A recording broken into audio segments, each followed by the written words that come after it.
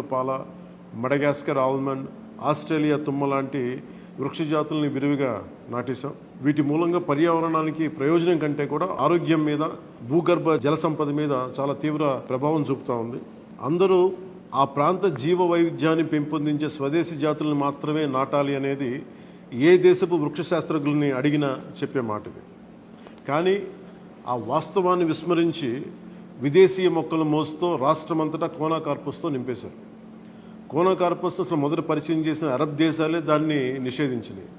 ఎందుకంటే దాని దుష్ప్రభావాలను గుర్తించిన వెంటనే నిషేధించారు, తీసేశారు. మన దేశంలో తెలంగాణ, గుజరాత్, కర్ణాటక, అస్సాం ప్రభుత్వాలు కూడా వీటిని నిషేధించినాయి.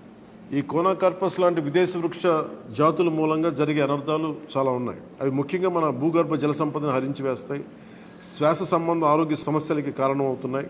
కోనాకార్పస్ ఎలాంటి వృక్ష జాతి అంటే పశువులు తినవు, పక్షులు గూడు పెట్టవు.